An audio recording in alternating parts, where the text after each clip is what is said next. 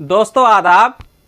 रेखते के तुम्हें उस्ताद नहीं हो गालिब, रेखते के तुम्हें उस्ताद नहीं हो गालिब, कहते हैं अगले ज़माने में कोई मीर भी था। दोस्तों पिछली 4 सदियों से लेकर आज तक उर्दू शायरी करने वालों की तादाद हज़ारों तक पहुंचती है। उर्दू अदब के बड़े बड़े जानकार और अवाम में मकबूलियत की बिना पर जिन शायरों को आज भी बुलंदी का मकाम हासिल है, उनमें से 3 नाम तो बिला शको शुबा लिए जा सकते हैं। मीर तकी मीर का, मिर्ज़ा असदुल्ला खां गालिब का और मोहम्मद इकबाल साहब का। इस वीडियो के शुरू में जो मैंने शेर पढ़ा है वो मिर्ज़ा असदुल्ला खां गालिब का शेर है, जिन्होंने मीर तकी मीर की शायरी का बखूबी एतराफ़ किया था और उनके एजाज़ में ये शेर कहा था। दोस्तों इस गुफ्तगू को हम आगे बढ़ाएंगे और इस बात पर चर्चा करेंगे कि बिलखुसूस मीर तकी मीर का उर्दू शायरी में क्या मकाम रहा है, उनके रोज़ो शब पर भी बात करेंगे और उनकी दिलकश शायरी की चाशनी का मज़ा भी लेंगे।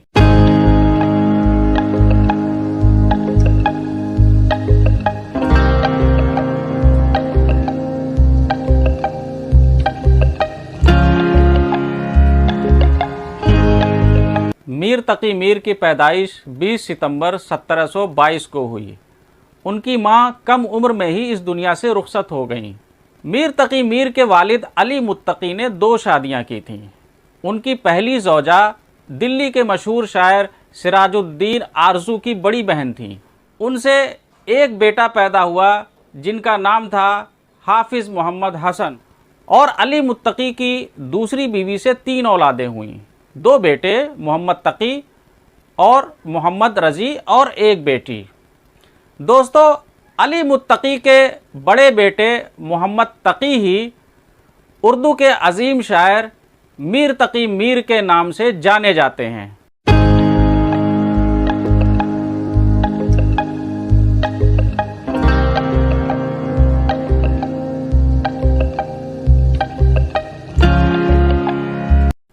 उल्टी हो गई सब तदबीरें, कुछ न दवा ने काम किया, देखा इस बीमारी दिल ने आखिर काम तमाम किया। अहद जवानी रो रो काटा, पीरी में ली आँखें मूंद, यानी रात बहुत थे जागे, सुबह हुई आराम किया। मीर के वालिद अली मुत्तकी एक सूफ़ी सिफत बुज़ुर्ग थे। 7 बरस का हो जाने पर अली मुत्तकी ने अपने बेटे मीर को अपने चहेते मुरीद अमानुल्लाह के सुपुर्द कर दिया। मीर उनसे कलाम पाक का दर्स लेने लगे। मीर अभी 10 बरस के हुए थे कि उस्ताद और मुँह बोले चचा अमानुल्लाह का इंतकाल हो गया। अली मुत्तकी को अपने चहेते मुरीद के जाने का इतना गहरा सदमा हुआ कि 1 बरस के अंदर ही उनका भी इंतकाल हो गया। उस वक्त मीर की उम्र बमुश्किल तमाम 11 बरस की रही होगी। दोस्तों इस कमसिन उम्र में मीर के कंधों पर अपने अलावा अपने छोटे भाई और अपनी छोटी बहन का पेट भरने की फिक्र लाहक हो गई। अब मीर आगरा और उसके आसपास रोज़गार तलाश करने लगे, मगर नाकामी हाथ आई। मजबूरी में 1734 में वो रोज़गार की तलाश में दिल्ली आ गए।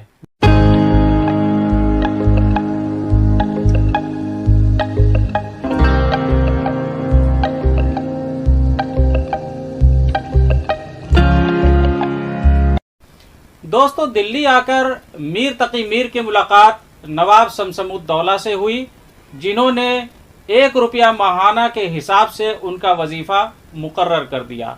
उसके बाद मीर अपने आबाई वतन आगरा चले आए, लेकिन वजीफ़े का ये इंतज़ाम ज़्यादा दिनों तक नहीं चल सका। मीर दोबारा से परेशानियों का सामना करने लगे। मजबूर होकर मीर फिर से दिल्ली वापस आए और इस बार उन्होंने 7 सालों तक अपने सौतेले मामू सिराजुद्दीन आरजू के यहाँ क़याम किया। इब्तदाई 1.5 साल तक उन्हें जुनून का मर्ज लाहक रहा। 7 सालों के दरमियान मीर तकी मीर सिराजुद्दीन आरजू के सरपरस्ती में तालीम व तरबियत हासिल करते रहे। आखिरी के दिनों में दोनों के रिश्तों में खटास पैदा हो गई। बिल आखिर मीर तकी मीर ने सिराजुद्दीन आरजू का घर छोड़ दिया और हौज काजी चले गए। उसके बाद मीर दिल्ली, आगरा और उसके आसपास के जगहों का चक्कर लगाते रहे। दरमियान में उन्हें कई रईसों और नवाबों की मदद मिलती रही।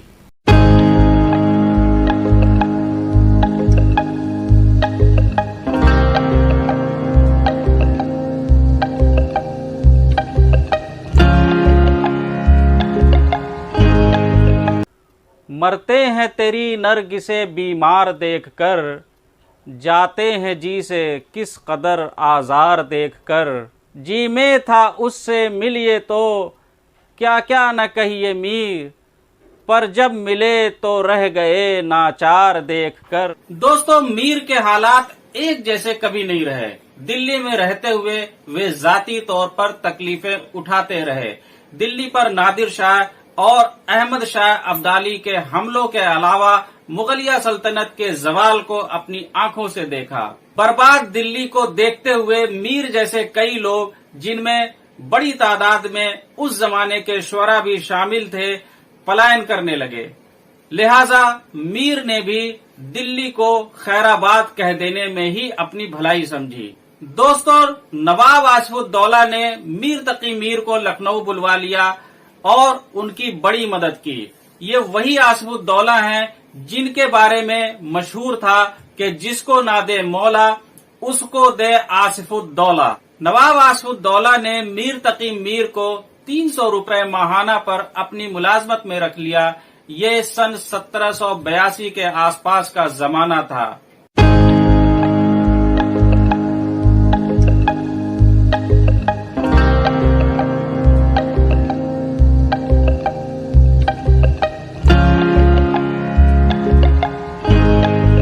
मीर अपने ज़माने के तूफ़ान खेज हालात में तैरते और डूबते रहे।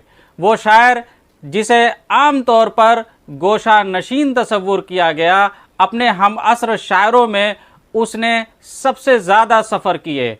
25 बरस तक बहुत सारे उमरा की सरकारों में उन्होंने मुलाजमत भी की, कहीं सिपाही के तौर पर तो कहीं मुसाहिब के तौर पर। उन्होंने जंगें भी लड़ी और सफारत के फ़राइज़ भी अंजाम दिए। जवानी में जुनून की शिद्दत, ज़माने की तलखियों और बचपन से जवानी तक परेशान हाली और बेरोज़गारी की तकलीफ़ें झेलने की वजह से मीर तकी मीर के मिजाज में झुंझलाहट का पैदा हो जाना एक फितरी बात थी। अपनी शायरी की अज़मतों का उन्हें बखूबी अंदाज़ा था, इसलिए अना पसंदी मीर तकी मीर के मिजाज का हिस्सा बन गई। दोस्तों, जैसा कि मैंने पहले अर्ज किया है कि मीर के वालिद एक सूफी सिफत इंसान थे, लिहाजा उनकी तालीमात और दरवेशाना माहौल ने मीर की गैरत और खुददारी को इंतहा पर पहुंचा दिया था।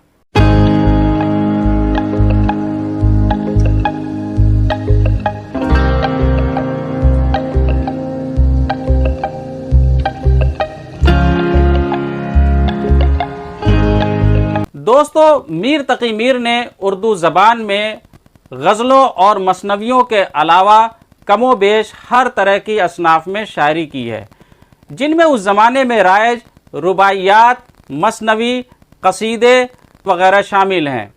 मीर की तसानीफ़ की बात की जाए तो फ़ारसी और उर्दू में कुल मिलाकर उनकी 6 किताबों का जिक्र मिलता है।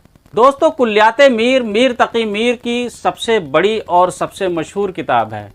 इसमें मीर के 6 दीवान शामिल हैं और कुल मिलाकर इसमें 1906 गज़लें और 13,908 अशआर शामिल किए गए हैं। मसनवियों की अगर बात की जाए तो कुल्लियाते मीर में 37 मसनवियाँ शामिल की गई हैं। दोस्तों, मीर की फ़ारसी दीवान कलम से लिखे हुए नुस्खों की शक्ल में कई जगहों पर महफूज हैं। नुकातुश्शुअरा फ़ारसी नस्र में शायरों का तस्करा है। इसमें उस ज़माने के 103 मशहूर शायरों के मुख्तसर हालात और मुंतखब कलाम शामिल किए गए हैं।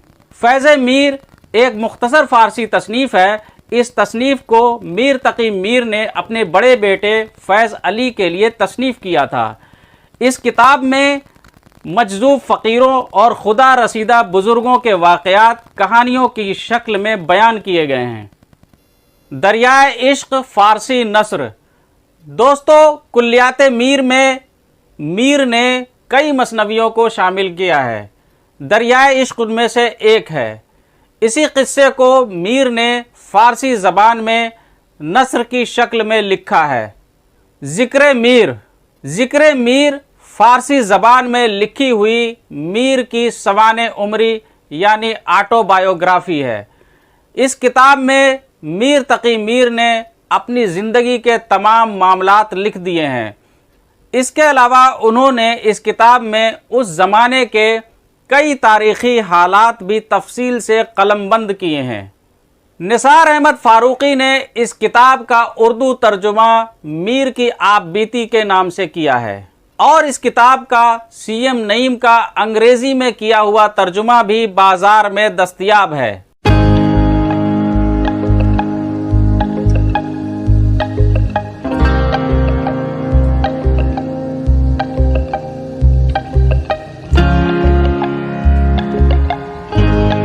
तारीख की किताबों में मीर के दो बेटों का जिक्र आता है। उनके बड़े बेटे का नाम फैज अली फैज था और छोटे बेटे का नाम हसन अस्करी अर्श था। दोनों की उम्रों में काफी फर्क होने की वजह से ऐसा माना जाता है कि मीर ने 2 शादियां की थी और दूसरी शादी उन्होंने लखनऊ में आकर की थी। मीर तकी मीर ने लखनऊ में तकरीबन 31 बरस आराम से गुजारे। आखिरकार 20 सितंबर 1810 को मीर तकी मीर ने इस दुनिया को अलविदा कह दिया। उनके इंतकाल के दूसरे दिन उन्हें अखाड़ा भीमराव कब्रिस्तान में दफन कर दिया गया। उम्र भर हम रहे शराबी से, दिल पुरखूं की एक गुलाबी से, जी डहा जाए है शहर से आह, रात गुजरेगी किस खराबी से, खिलना कम कम कली ने सीखा है, उसकी आंखों की नीम ख्वाबी से, बुर्का उठते ही चांद सा निकला, दाग हो उसकी बेहिजाबी से।